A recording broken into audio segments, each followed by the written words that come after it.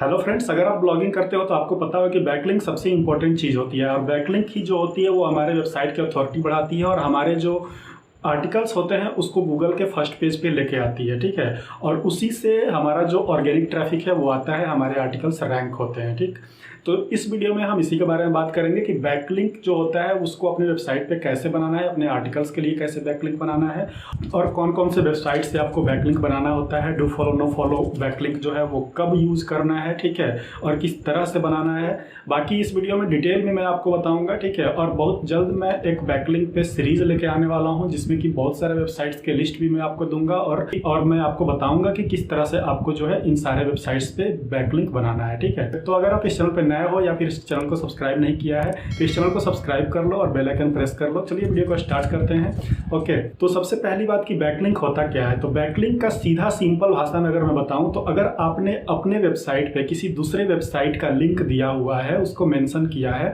तो उससे कहते हैं कि आपके वेबसाइट से उस वेबसाइट को एक बैकलिंक मिला है। उसी तरह से आपके वेबसाइट के लिए भी ये है, अगर आप दूसरे वेबसाइट पे अगर आपके वेबसाइट का लिंक है तो वहां से आपको एक बैकलिंक मिलता है। अब ये चीज़ आपको पता होगा, बाकी इसके बारे में बहुत सारे डेफिनेशंस गूगल पे मिल जाएंगे, आप सर्च कर सकते हो। अब बात रही कि बैकलिंक कितने प्रकार के होते हैं। तो बैकलिंक दो प्रकार के होते हैं, एक है नो फॉलो और दूसरा है डू फॉलो। तो नो फॉलो बैकलिंक और डू फॉलो बैकलिंक क्या होता है और कैसे इसको यूज़ करते हैं और कब कब यूज़ करना होता है। अगर मैं आपको डू फॉलो बैकलिंक के बारे में बताऊं तो डू फॉलो बैकलिंक वैसा बैकलिंक होता है कि अगर आपके वेबसाइट पे गूगल का क्रॉलर आया तो वो जब उस लिंक को फाइंड करेगा तो वो उस लिंक पे चला जाएगा, आपके आर्टिकल्स को छोड़ के वो उस लिंक पे जाकर के उसको क्रॉल करना शुरू कर देगा।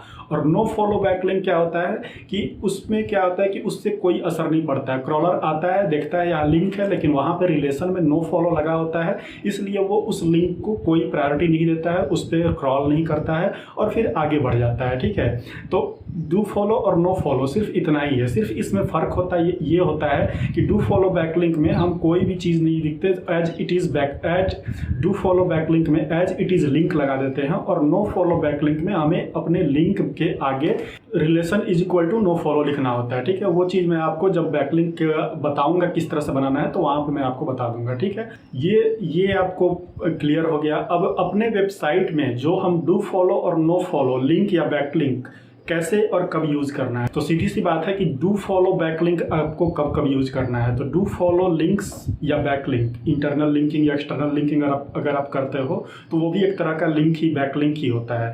तो डू फॉलो लिंक्स जो डू फॉलो लिंक्स जो आपको अपने वेबसाइट पे बनाना है तो वो आपको अपने सारे आर्टिकल्स के लिए, अगर आप अपने ही आर्टिकल का लिंक अपने दूसरे आर्टिकल में डालते हो तो वो सारे डू फॉलो होते हैं। ठीक है, और वो सारे लिंक जो होते हैं वो डू फॉलो होते हैं। और नो फॉलो, अगर आप कोई स्पॉन्सर्ड लिंक या एफिलिएट लिंक इस तरह के लिंक्स यूज़ करते हो तो वो नो फॉलो होता है। और या फिर एक्सटर्नल वेबसाइट्स का यूज़ अगर आप दूसरे वेबसाइट को अपने वेबसाइट पे डाल रहे हो तो उसमें डू फॉलो नो फॉलो कैसे देना है। तो दूसरे वेबसाइट को, जैसे कि कोई हाई अथॉरिटी वाली वेबसाइट हो गई जैसे कि विकिपीडिया हो गया, या फिर कोई बहुत बड़ी बड़ी वेबसाइट्स जैसे द वायर या फिर न्यूज़ द हफिंगटन पोस्ट या इस तरह की वेबसाइट्स, या फिर जैसे मान लीजिए कि हमारे यहाँ जो ब्लॉगर्स हैं, नील पटेल हो गए या फिर हर्ष अग्रवाल हो गए या फिर कुलवंत नागी हो गए, बहुत सारे इस तरह के ब्लॉगर्स हैं, इनकी जो वेबसाइट्स हैं ये काफ़ी हाई अथॉरिटी की वेबसाइट्स होती हैं। तो ऐसे वेबसाइट्स को आप डू फॉलो बैकलिंक दे सकते हैं। या फिर अगर आपने किसी दूसरे वेबसाइट का रेफरेंस लिया हुआ है तो उसको आपको डू फॉलो बैकलिंक देना होता है। बाकी अगर आपने सिर्फ बताने के लिए लिंक लिया हुआ है, जैसे कि मान लीजिए कि आप स्टॉक फ्री वेबसाइट का लिस्ट बना रहे हो तो वहाँ पे जो आपको लिंक देना है, ठीक है, तो ढेर सारे वेबसाइट्स हो जाते हैं, तो वहाँ पे जो मेन वेबसाइट्स हैं, 2-4 वेबसाइट्स को आप डू फॉलो दे सकते हो, बाकी वेबसाइट्स को नो फॉलो दे सकते हो, क्योंकि उनको सिर्फ आप बता रहे हो कि हाँ ये लिंक है। वहाँ पे प्रायोरिटी देना इंपॉर्टेंट नहीं है। तो ये चीज़ आपको ध्यान रखना है। तो मतलब जहाँ पे आपको लगे कि इसकी अथॉरिटी ज़्यादा है, इसको प्रायोरिटी देना चाहिए, वहीं पे आपको सिर्फ डू फॉलो देना है, बाकी जगह आपको नो फॉलो देना है। तीसरा चीज़ ये हो गया। तीसरा क्या है कि अपने आर्टिकल्स में उसमें हम कितने लिंक्स और कितने डू फॉलो और नो फॉलो बैकलिंक्स लगा सकते हैं। तो देखिए आर्टिकल्स में होता क्या है कि आपके आर्टिकल में डू फॉलो और नो फॉलो दोनों होना चाहिए, ठीक है। तो डू फॉलो बैकलिंक भी आप दो और नो फॉलो बैकलिंक भी दो। जब भी आप आर्टिकल का एसईओ करते हो तो वहाँ पे एक्सटर्नल लिंकिंग और इंटरनल लिंकिंग दोनों जरूरी होता है। तो आपके अपने जो लिंक्स हैं वो तो डू फॉलो होंगे, लेकिन आप दूसरे के जो लिंक्स यूज़ कर रहे हो तो उसमें जो प्रायोरिटी वाले हैं, जो हाई अथॉरिटी वेबसाइट्स हैं, उनको आपको डू फॉलो बैकलिंक देना है। तो अगर आप ऐसे वेबसाइट्स को यूज़ कर रहे हो जिनकी अथॉरिटी बहुत ज़्यादा नहीं है, सिर्फ आप रेफरेंस के लिए यूज़ कर रहे हो, ठीक है, तो वैसे वेबसाइट्स को आप नो फॉलो दे सकते हो, ठीक है। तो ये चीज़ आपको क्लियर हो गया। बैकलिंक्स जो बनाना होता है तो बैकलिंक्स बहुत सारे प्रकार के होते हैं, ठीक है। जैसे कि हमारा बैकलिंक जैसे प्रोफाइल बैकलिंक हो गया, सारे सोशल मीडिया जो होते हैं जैसे कि पिंटरेस्ट हो गया, इंस्टाग्राम हो गया, ट्विटर हो गया, इन सारे ऐसे जो वेबसाइट्स हैं जहाँ पे आपको अपना प्रोफाइल क्रिएट करना होता है, वहाँ पे से जो आपको लिंक मिलता है वो जो होता है वो प्रोफाइल बैकलिंक होता है। तो वो ज़्यादातर डू फॉलो बैकलिंक होता है। कुछ नो फॉलो भी होते हैं और कुछ डू फॉलो भी होता है। तो आपको अपने वेबसाइट पे 80-20 का रूल रखना है। अगर आप 80% डू फॉलो बैकलिंक बना रहे हो तो 20% आपको नो फॉलो बैकलिंक भी बनाना चाहिए, ठीक है। जैसे कि विकीपीडिया हो गया, तो विकीपीडिया से आपको नो फॉलो बैकलिंक मिलता है, तो वैसे वेबसाइट से भी आप बैकलिंक बना सकते हो, ठीक है, क्योंकि दोनों जरूरी है। अगर आप सिर्फ डू फॉलो अगर आप बैकलिंक बनाते हो तो वो स्कैम माना जाता है। गूगल को लगता है कि ये सिर्फ डू फॉलो बैकलिंक ले रहा है, मतलब कहीं ना कहीं से स्कैम कर रहा है। तो इसीलिए आपको दोनों का प्रोपोर्शन जो है 80-20, 70-30 ऐसे रख सकते हो। अगर एक पेज पे आपने 10 लिंक्स लगाए हैं तो उसमें से 7 लिंक को आप जो है डू फॉलो रखो, 3 लिंक को नो फॉलो रखो, ठीक है। तो ये चीज़ आपको पता चल गया। बाकी जो पहला मैंने बताया प्रोफाइल बैकलिंक, दूसरा हो गया कमेंट बैकलिंक। अगर आप किसी वेबसाइट पे जाके कमेंट करते हो तो वो हो जाता है कमेंट बैकलिंक। वहाँ पे आपको अपने वेबसाइट का लिंक दे देना होता है। वहाँ पे वो ऑप्शन भी बने होते हैं वेबसाइट लिंक डालने का, ठीक है। तो ये हो गया। उसके बाद इमेज बैकलिंक हो गया। अगर आप कहीं इमेज क्रिएट कर रहे हो या फिर अपने किसी दूसरे वेबसाइट पे इमेज डाल रहे हो, इमेज वेबसाइट्स जो होती हैं वहाँ पे अगर आप इमेज डाल रहे हो तो वहाँ पे आप अपने वेबसाइट का लिंक डाल सकते हो, ठीक है। तो ये इमेज बैकलिंक हो गया। उसके बाद वेब 2.0 जैसे कि ब्लॉगर हो गया, wix.com हो गया, इस तरह की जो वेबसाइट्स होती हैं इसको वेब 2.0 वेबसाइट्स बोलते हैं। यहाँ से भी आप डू फॉलो बैकलिंक ले सकते हो, यहाँ से डू फॉलो बैकलिंक ही मिलता है आपको, ठीक है। तो ऐसे वेबसाइट्स पे आप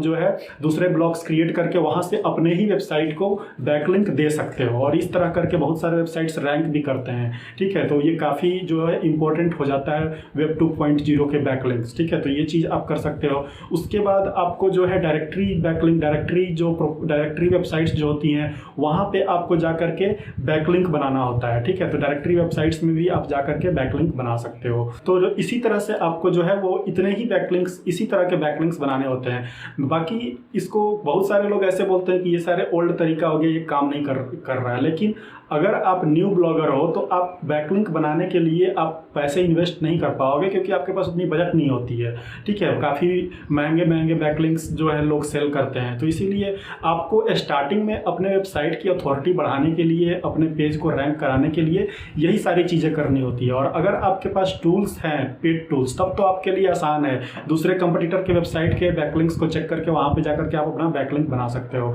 लेकिन अगर पेड टूल्स नहीं है तो फिर क्या करें? तो उसके लिए आप यही सारी चीज़ें आपको स्टार्टिंग में करनी पड़ेगी। बाकी बाद में जब आपकी अर्निंग होने लगती है तो फिर आप पेड टूल्स जैसे RF हो गया, सेमरस हो गया, इसको बाय करके वहाँ से फिर आपका बैकलिंक बनना स्टार्ट हो जाएगा। क्योंकि दूसरे की वेबसाइट्स को देख करके आप एनालाइज कर लोगे, उसमें जहाँ जहाँ बैकलिंक बनाया होगा आप वहाँ पे बैकलिंक बना सकते हो। और बैकलिंक बनाने के बहुत सारे तरीके होते हैं, जैसे और भी बैकलिंक लोग बनाते हैं जो कि काफ़ी, जो मान लीजिए आपका कोई प्रोडक्ट वेबसाइट है, एफिलिएट वेबसाइट्स है, उसको आपको रैंक कराना है तो लोग क्या करते हैं कि कोई हाई अथॉरिटी वाला जो एक्सपायर्ड डोमेन होता है उसको बाय कर लेते हैं और उसके लिंक्स को अपने वेबसाइट पे उसको पॉइंट कर देते हैं। उसके जितने भी लिंक्स होते हैं उसको अपने वेबसाइट पे ट्रांसफर कर देते हैं, पॉइंट कर देते हैं, ठीक है। तो उससे उनकी अथॉरिटी एकाएक बढ़ जाती है और वो फिर रैंक हो जाता है। लेकिन उसमें आपको पैसे इन्वेस्ट करने पड़ेंगे। तो फ्री तरीका जो है वो बैकलिंक बनाने का वो यही है। बाकी फ्रेंड्स, जितने भी बैकलिंक्स मैंने आपको इस वीडियो में बताया, आने वाले वीडियोज़ में जो कि मैं सीरीज स्टार्ट करूँगा उसमें मैं ये सारे बैकलिंक्स का एग्जाम्पल और जितने भी लिंक्स, एटलीस्ट 100 लिंक्स जो है वो मैं आपको अच्छे वो मैं आपको कलेक्ट करके दूंगा, जहाँ पे आप डू फॉलो और नो फॉलो दोनों टाइप के बैकलिंक बना सकते हो। तो स्टार्टिंग में जितने लोग भी हैं जिनको की प्रॉब्लम आती है बैकलिंक्स बनाने में, उनको प्रॉब्लम्स जो है वो सॉल्व हो जाएगी। ठीक है, उससे आप जो है बैकलिंक्स बनाना स्टार्ट कर दोगे और आप सीख भी जाओगे। बाकी आने वाले समय में एसईओ जो एसईओ आप लोग स्टार्टिंग में बहुत सारे लोगों के मैंने देखा है कि एसईओ नहीं कर पाते हो, तो एसईओ पे भी मैं जो है वो ट्यूटोरियल्स लाने वाला हूँ। उसमें अच्छे से एक एक करके बताऊंगा, जो कि आपको स्टार्टिंग में बूस्ट करने के लिए काफ़ी जो है वो हेल्प हो जाए, स्टार्टिंग में अपने वेबसाइट और आर्टिकल्स को बूस्ट करने में काफ़ी हेल्प करेगा। ठीक है फ्रेंड्स, तो इस वीडियो में इतना ही रखते हैं। तो फ्रेंड्स इस वीडियो में इतना ही है। बाकी अगले आने वाले सीरीज के लिए आप जो है इस चैनल को सब्सक्राइब कर लो और बेल आइकन प्रेस कर लेना, और इस वीडियो को लाइक जरूर कर देना। लाइक जो टारगेट है वो 50 है, आप इस वीडियो को 50 लाइक्स पहुंचा दो। ठीक है, बाकी बहुत जल्द ही मैं जो है वो बैकलिंक्स के सीरीज जो है स्टार्ट करूंगा। तो फ्रेंड्स इस वीडियो में इतना ही है। बाकी अपने नेक्स्ट वीडियोस में हम इसके बारे में डिटेल में चर्चा करेंगे, डिटेल में बात करेंगे किस तरह से बैकलिंक बनाना है। बाकी बैकलिंक के मैंने ऑलरेडी प्लेलिस्ट भी बना के रखा हुआ है, जिसमें कि मैंने पहले भी कुछ बताया हुआ है बैकलिंक्स के बारे में, तो आप जो है उसको भी देख सकते हो मेरे चैनल पे जा करके। और इस वीडियो में इतना ही रखते हैं, बाकी मिलते हैं अपने नेक्स्ट वीडियो में और सीरीज के साथ। सीरीज ही मैं स्टार्ट करने वाला हूँ बैकलिंक का। तो फ्रेंड्स आज के लिए इतना ही, मिलते हैं अपने नेक्स्ट वीडियो में, तब तक के लिए बाय बाय, टेक केयर।